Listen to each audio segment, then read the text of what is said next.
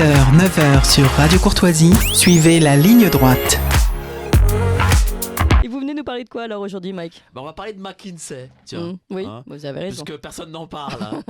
Alors, on vit vraiment un merveilleux pays, celui où est né le camp du bien, ce fameux camp universaliste qui veut le meilleur pour l'humanité, le camp de la lumière, mais seulement à la rive gauche de Paris, entre Saint-Germain et la frontière qu'est la boutique Yves Saint-Laurent de la place Saint-Sulpice.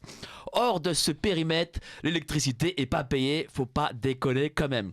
Alors l'éclairage, c'est principalement pour ceux qui comprennent les concepts des immenses valeurs républicaines, celle du vivre ensemble mais séparés entre des cloisons de béton de plusieurs mètres, celle de l'unité indivisible mais formée de communautés multiples, dont celle que l'on place tout en haut entre le non-binaire LGBTQ++A', accompagné des chances pour la France, celle de la démocratie conquérante mais seulement avec une même et unique opinion venant de l'État et de ses courroies de transmission médiatique, celle de la laïcité qui punit une seule et unique religion, le catholicisme.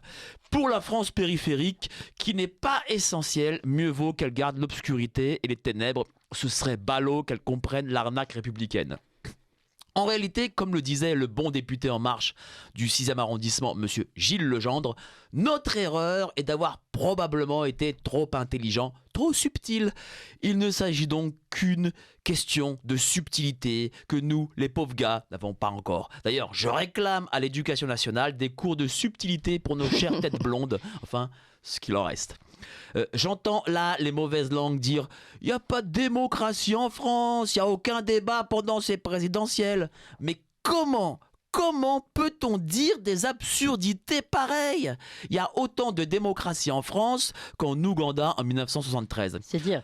Bah voilà, car comme disait ce grand chef d'État qui est le généralissime Idi Amin Dada, chef d'État ougandais, la liberté d'expression existe ici, mais je ne peux pas garantir la liberté après l'expression. Vous pouvez dire et dénoncer tout ce que vous souhaitez, c'est juste l'après qui est compliqué. On n'est pas à un moment près. Nous sommes donc dans une présidentielle libre et non faussée, comme le veulent les textes de l'Union européenne. D'ailleurs, comme l'a dit Macron lundi sur France 3 dans l'émission Dimanche en politique dans votre région, j'ai fait des débats, par exemple, des débats avec les journalistes. Bon, en vérité... Il parle comme ça, Emmanuel Macron. Il parle comme ça, je suis un bon imitateur. Oui. Hein. Je suis le futur Laurent Gérard de Radio Courtoisie.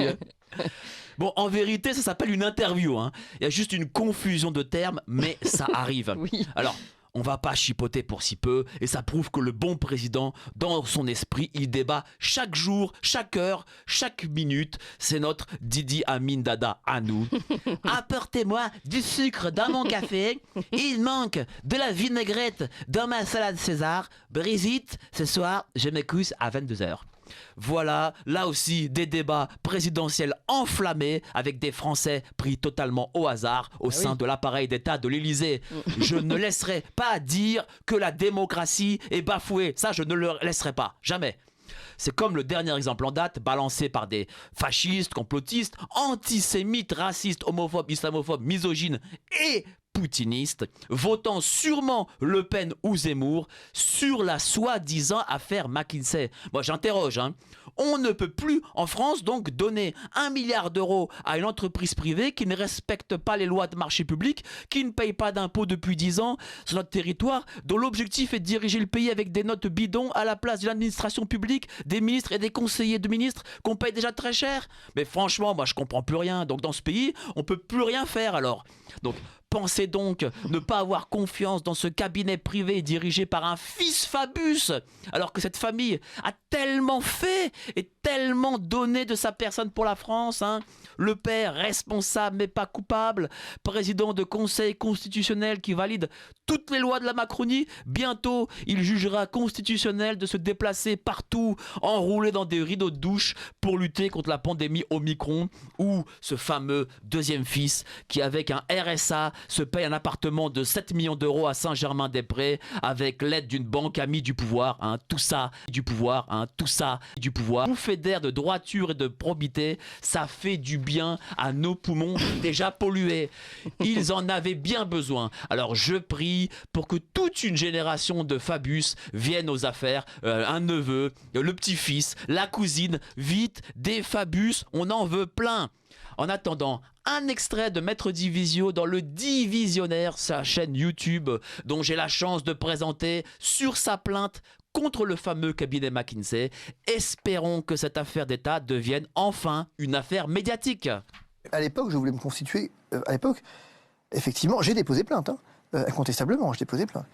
Mais maintenant, avec les révélations de la commission d'enquête, si vous voulez, il faut qu'on ait une audience publique. Et la seule chance qu'on ait une audience publique, c'est que je m'en mêle. Je veux dire, c'est qu'on provoque une audience publique. C'est-à-dire qu'à un moment donné, je saisisse, ce que j'ai fait d'ailleurs, j'ai saisi effectivement très clairement le tribunal correctionnel. Il va y avoir une première audience où je vais devoir consigner une somme d'argent qui ne me sera pas rendue si on estime ma procédure abusive, et peut-être qu'elle ne me sera pas rendue.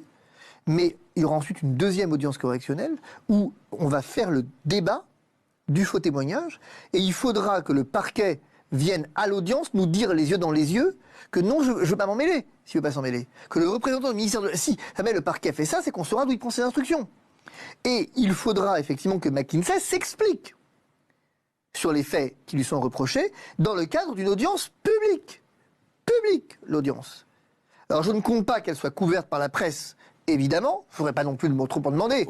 Sauf nous, mais je veux dire, et d'autres évidemment. Mais le fait est qu'on aura une audience publique, et le public, j'espère qu'il n'y aura pas assez de place au palais de justice, que ça dégueulera jusque sur le trottoir pour assister à cette audience, j'ai envie de dire, historique.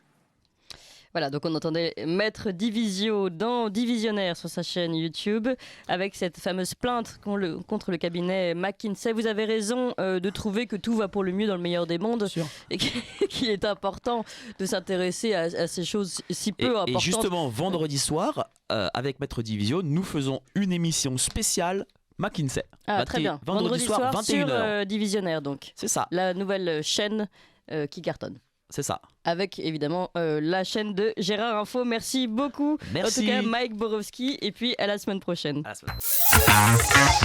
7h, 9h sur Radio Courtoisie. Suivez la ligne droite.